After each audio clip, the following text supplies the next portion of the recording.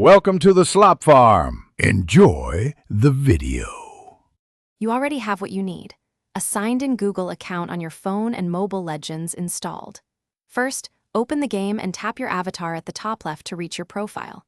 Once there, make sure to open Settings and choose Account immediately. This is where the Google link lives. You're starting now to avoid extra steps later, so don't navigate away. This first action area puts you in the right screen to pick the Google link option and begin authentication.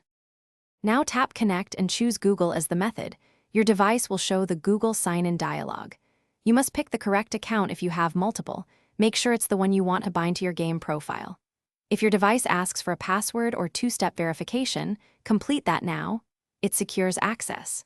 Grant the requested permissions so Mobile Legends can save progress.